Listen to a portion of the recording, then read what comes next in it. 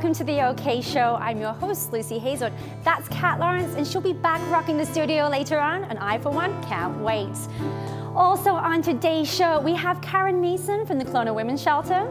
We learn about the self-repair toolkits, the why of getting youth healthy with the Healthy Kids Day, and we kick things off with a 1,001-kilometer bike ride. All that and more coming up on the OK Show.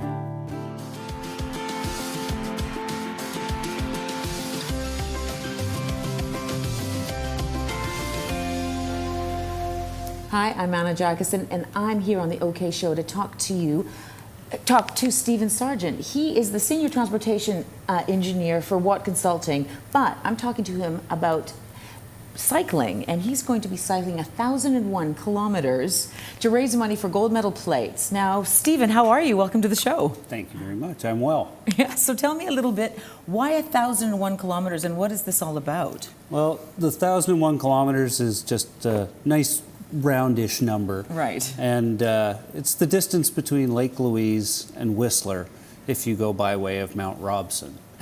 So it's a long ways, but it's a beautiful course through the mountains, and that's just the magic distance. So you're going to be cycling that. So how long does it take to cycle 1,001 kilometers?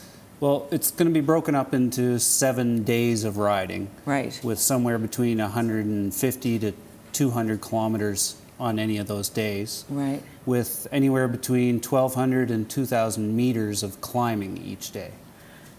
Okay, so Stephen, what made you decide to ride to raise money for the Olympians? What was your first why? Well, I was looking to do something for myself, Right. a big athletic challenge, a bike ride or a run or something, and I came across this having gone to the gold medal plates dinners in Kelowna the past couple of years. And this new event is focused to raise money for Canadian Olympians and the future Olympians, really, the ones Right. that'll be there in 5 to 8 years. And so it was something that I was like, hey, I can do this at home. I don't have to travel around the globe to do this awesome bike ride. And I can do something for the Olympic Foundation, which is something that I have an interest in. So. When you are going into training for this, how do you kind of do your training? How do you start, and what happens? Well, you start as soon as you can, Yeah. and you ride as much as you can. Right. Just because you have to get used to being on your bike for a long time every day. So Do you have to condition yourself to like weather conditions? Because this is you showed me the scope, and this is a huge ride. yeah, we start at a higher altitude, and you're going through mountain passes, and you're going to be doing it rain or shine. And as we know, the weather in the Rockies could be anything from sunny and 30 degrees Celsius to -10 and blowing blizzard. But Right. hopefully we won't have to ride through any blizzards in June. Do you have to carry extra gear with you, or do you have like something to make you, because just to let you know, there are going to be 30 teams, riders riding for this all across Canada, but Stephen is the only one representing not only the Okanagan but British Columbia doing this 1,001 kilometers. So I'm really, not only am I proud that you're my good friend, but I'm really proud that you're doing this for BC. Well, so it's exciting. There's riders from across Canada, and there's 30 of us, and we're supported by a support team, and we have a place to sleep every night, so it's not just crash on the side of the road, so that's good. And it's nice because to ride with people each day rather than just having to tough it out on your own. Well, very encouraging through the mountains. So how can we, us viewers, help your pursuit for this goal? So each of us riders are tasked with raising a minimum of $5,000 Right. For the ride. I set my goal at $10,000, and whatever gets raised is then matched again by the government. Exactly. So if all 30 of us raise our $5,000, it would be $150,000, which will then again get matched, and $300,000 will go towards the Canadian Olympic Fund, aimed at the future Olympians. So will you look into that camera, and will you just say your website, Go Sarge Go, so that if somebody's listening and they want to donate some money to our future Olympians to make this country great? So you can go to the Canadian Olympic Foundation.raisin.com/1001 kilometer /Ride Sarge Ride. Ride, Sarge, ride. Thank you. This is Stephen Sargeant, and I am going to pass you on back to Kat Lawrence, who's going to sing all over you.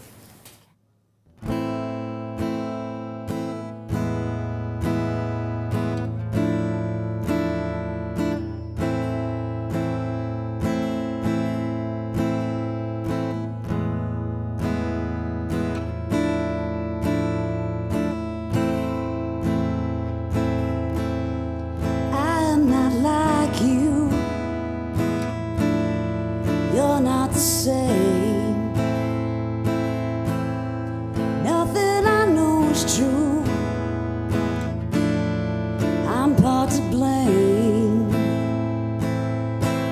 I'm laying alone with the hell in my mind. I need an escape. I'm playing along with the game. I'm over being your goddamn aim.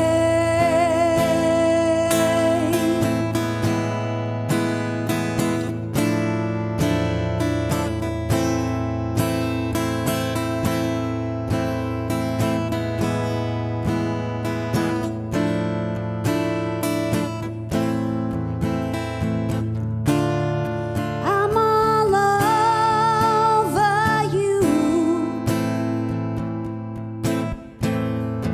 Saying goodbye to the pain. It's numbing my brain and I'm going insane again.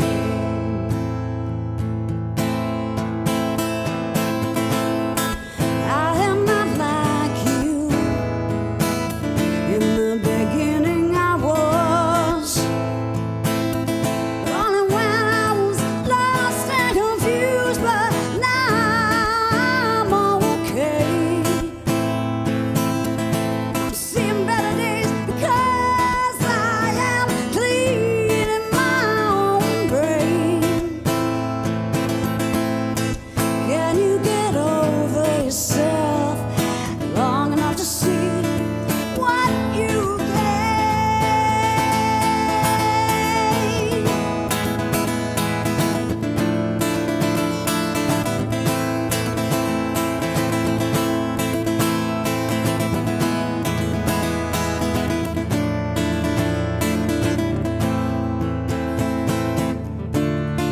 I'm all over you.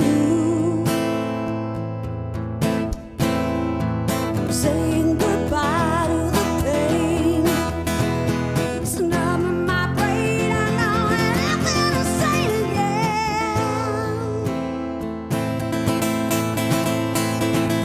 You can't confuse me with your lies, thinking you're in disguise. No, I'm not to blame, not for your shame. Oh, I am not like you, and you are not the same. No, I am not like you, and you are not the same. Oh, I'm not like you, and you are not the same.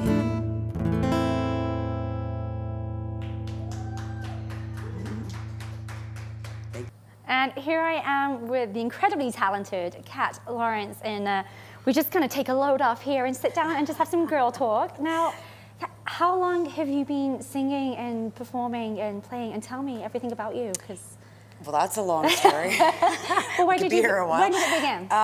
Apparently, I started singing before I talked, according to my mom. That's what she told wow. me. So I was singing before I spoke. And has it always been a dream to perform professionally and to pursue that as a career? Or is it just something that happened? It's always been a dream. Yeah. And recently you became the lead singer of the Headpins. I did. Now, how did that come to be about? They were looking for a singer, and Alfie, he plays in town here, he's the keyboard player. he knew of my singing through a band that I was in locally. So he kind of bumped and steered. I got a message from him one morning, do you want to audition for Headpins? I actually joked and said, ha ha, very funny. And I didn't reply. He's like, no, I'm serious, Kat. Oh, okay, sure, yeah. I'm very honored, so yeah. So it wasn't like an audition that you saw, you were actually personally invited by somebody that knew the band? And well, I actually had to do an audition with the song just one more time. I sent that off to them, and then they said, can you come out to Vancouver? We want to see you do this live, up close in person, I guess, making sure I'm not editing every line out or something, I don't know. But anyways, yeah, so I got there, did the audition, and they said, yeah, we're happy, we'd like to have you on. And the rest is history. I mean, how does that feel to be performing with such an iconic group? 'Cause 37 years I was reading they've been around for. Yeah, long time. And so how does that feel, singing those songs and putting your own twist on them? It is an honor. It really is.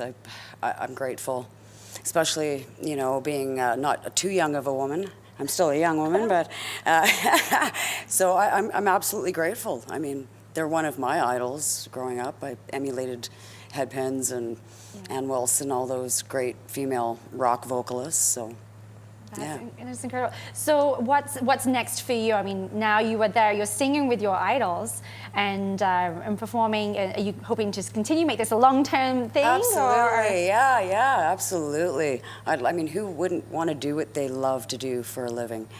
I'm really, really grateful that I get to do that. So, especially, you know, rock singing. Who doesn't want to do that? Right?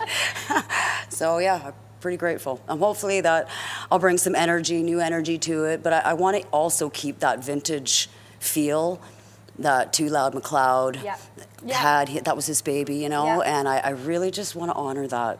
So keeping in touch with those things that established the group, but also adding a little bit of the Kat Lawrence flair. Yeah, you know, a new little fun little energy on that. Nothing wrong with that, right? Well, you definitely have fun energy, and it's been such a pleasure chatting with you and hearing you play. Oh my goodness, just everyone's like tapping and singing along. So thank you so much for joining us. Thank you, I appreciate it very much. And we're now over to Anita with the scoop on Healthy Kids Day.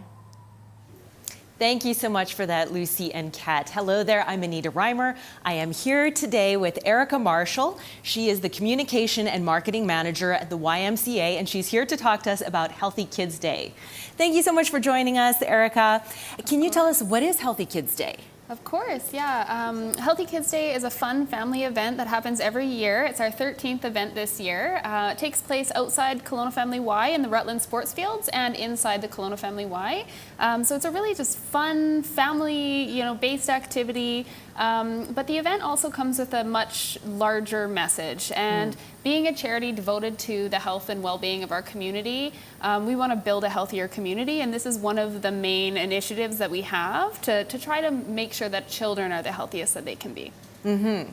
So that's kind of how and why it began, would you say? Yeah. So, Ys across Canada are actually going to be going loud, actually across North America now on the same day for children's health. So about 1,700 Ys, just going loud for this important message.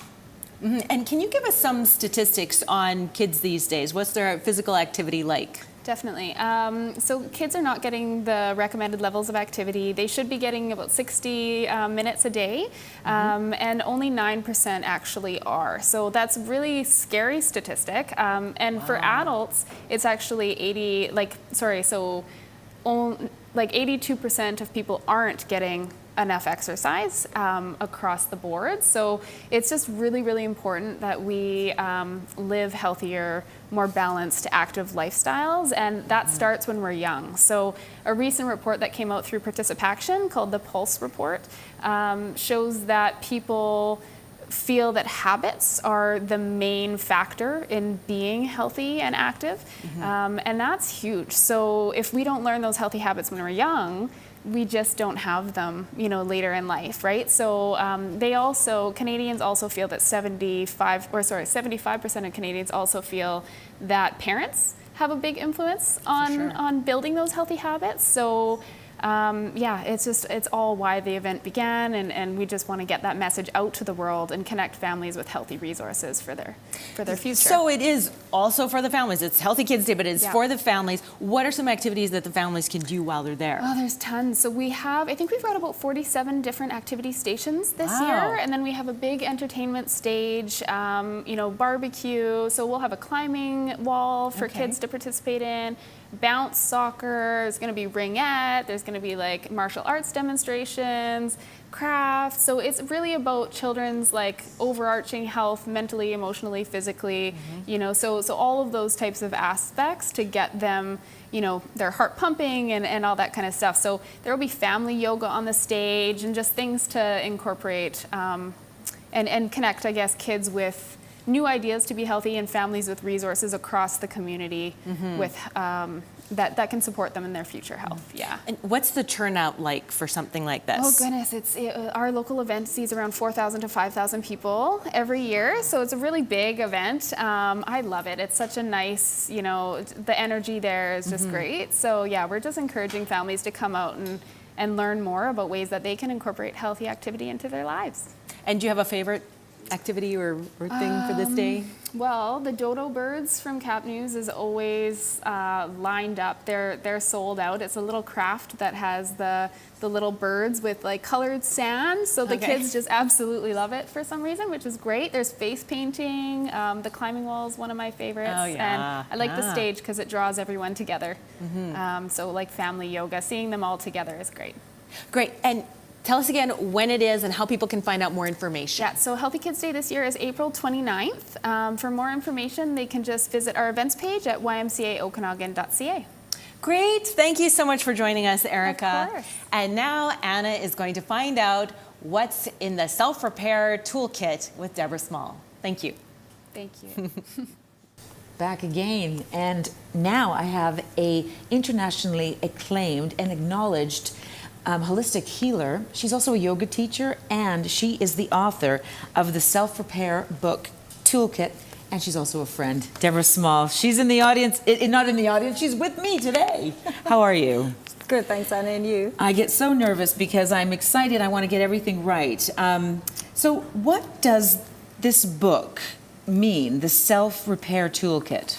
Tell me a little bit about that. Well, basically, the self-repair toolkit is really kind of speaks for itself. You know, if anybody wants to repair the self, we're talking about, the inner self. Right. And looking for self-empowerment, looking for answers within themselves.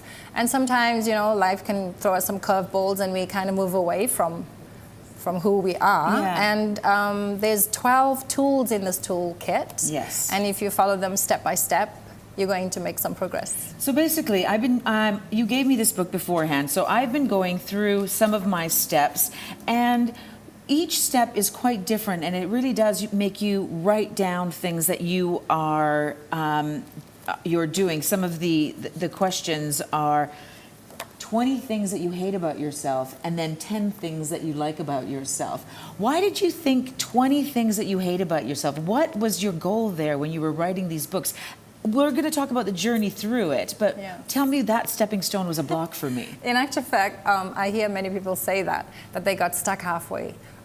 They couldn't get 20. Yeah. It's really simple. That's positive, right? Yeah. Okay. There's nothing wrong. It's very simple. When you have to note 20 things about yourself that you don't like, it can be difficult to write down because you have to acknowledge it. Yeah. You have to acknowledge that about yourself. And for the most part, we like to hide those things. And so it doesn't come forth naturally for us. Right, so you're making because we're us- conditioned. You're making us realize things about ourselves. That's hidden. So as we are going through this tool repair kit, Yes. tell me some of the steps that you hope that the last chapter, what people will basically think, who am I, what's going on, tell me what you feel that the journey people should go through Okay. to feel. I'll tell you a little bit. So as Yeah. a yoga teacher, I often ask my students to try the posture just 1%. Right. And if you try it in the right way, you're going to receive 100% of the benefits. So when I was writing this toolkit, I knew that there would be some areas that people won't be able to go fully into. Right. But I always say if you start and you try 1%, you're going to get some benefit. As long as you come with your true self. You know, if you want to know who you are, then you have to understand what you're hiding about yourself. And these tools are really there to shed some light on those things that is hidden within us. Right. And You how know? did you think of the steps going towards the final chapter? Yes, and you know, it's really just a journey of myself over the last 20 plus years and all the things that I've done that has worked for me. And the last 5 years I've been practicing the IRT, which is the integrative reprogramming technique, as a facilitator. And I have seen 100% benefits for people that are using the techniques and the tools. And so I thought, But what are the benefits? Tell me a little bit about the benefits, just quickly, because I want to make sure that everybody knows where we can get this. Yes, so the benefits really is like this. Everything in your life is basically made up of some belief system. Right. You've either learned it from your upbringing or you've learned it from your environment, the people around you. And sometimes those belief systems, they helped us in the past, but they don't help us so much anymore, but we're still stuck in them. Yeah. And I've put these tools together just to help people to understand if there's something that you're struggling with in your life, maybe if you change your belief system, Yeah. maybe you'll get a different result. Did you do this book? I did. You did? And I did. And I still do it every day. You do? This is the beautiful thing about this book, is that you can do it one day, and then after 1 week or And 1 then month. keep doing it again. And it will always be different. So tell me where can we get the self-repair toolkit so that we can all become better people? Very good. Well, at the moment, they're all on, they're available on Amazon.ca. And you can also go through my website. Okay, and tell me your website Yeah, quickly. it's www.blissfulpath.com. Blissfulpath.com. You can go there. It's also going to be available at the local bookstore, the Mosaic Bookstore. Brilliant. Pretty Deborah soon. Small, thank you so much for being here with us at the OK Show. That's Deborah Small. This is the Self-Repair Toolkit. And next we're going to go to Anita with Karin from the Kelowna Women's Shelter. Thank you, Anna.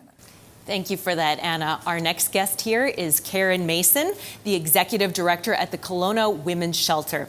Thank you so much for joining us, Karin. Can you tell us a little bit more about your job with the Women's Shelter? Absolutely. I'm really happy to be here. Thanks for having me. I'm the Executive Director at Kelowna Women's Shelter, and we offer emergency and transitional housing for women and their children who are fleeing violence. That's the main thing that we do and people know us for, but we have a range of other programs for children and youth. We do education programs and advocacy. We've been doing this for almost 39 years now in the community, really ensuring that women and children who are fleeing violent or abusive situations have somewhere safe to go. Yes, that's so important. And this week, in fact, is Prevention of Violence Against Women Week. Can you tell us a little bit more about that? Absolutely. So every year, usually around the third week of April, it is Prevention of Violence Against Women Week. And the government decreed that back in 1995, so it's been going on for a long time. It's really an opportunity to remind people that this is an issue in our community, and all of us need to know that and to step up and do what we can to stop violence against women. And how can a woman get out of a violent or even a potentially violent situation?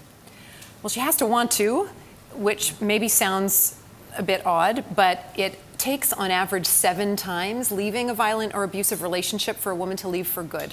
It is a really complex and difficult situation to be in an abusive relationship, and it is one of the hardest decisions a woman will make to get out. So it takes a lot of planning, a lot of thought. We're lucky at the shelter that we can offer the resources that women need. So any woman in the community who thinks she might be in an abusive situation, is looking for help, maybe wants to create a safety plan, she can call the shelter. We have somebody there 24 hours a day, 7 days a week, and they can get some help, and we can work with them to help them figure out what they need to do to get out of that relationship and to stay safe. Wow, so important. What advice would you give to maybe the men who want to support and help women in situations like this? Thank you for asking that, because violence against women, it's a human issue, but it's really a men's issue, because often, most of the time, it is male violence against women that we're dealing with. So we're working really hard at Kelowna Women's Shelter to encourage and empower men to take a stand on this issue, to support the women in their lives, to stand up against misogyny, objectification of women, and to really play the role that they can play in being respectful and in teaching boys to be respectful, because we will not stop this problem if we don't have men taking a role and start teaching boys what it means to respect girls so that they can grow up and be men who respect women. In fact, we've just recently produced a television PSA that's focused on this message about how important it is to have boys respecting girls to grow up and to be men who respect women. So we're really excited about that. Wow, that's incredible. And can you tell me, would you say violence against women is on the increase or the decrease? I could not begin to give you any sense of that. You know, like any of these issues, it seems like the more you talk about an issue, the more it seems to be a problem, or the statistics go up and down. The main reported stat is that 1/3 of women will experience violence or abuse at the hands of someone they love, but that's reported incidents. And even though more of us are talking about this and it's coming out from under the rug, there's still a lot of stigma attached. So we know that the statistics are probably higher, and I don't know if statistics really tell the whole story. So I think it's an ongoing issue. I think we're talking about it more, and it's great. And I really believe we can make a difference even more now than we could have in the past. And I'm very hopeful about that. Awesome. Thank you so much, Karin. Thank you for all of your work in making such a difference in our community, in the lives of women here in Kelowna. Thank you so much for joining us. And next, we have more music with Kat. Thanks, Anita. Now that's all from this episode of The OK Show. I've been your host, Lucy Hazelwood, and I'm going to leave you with the musical talents of Kat Lawrence.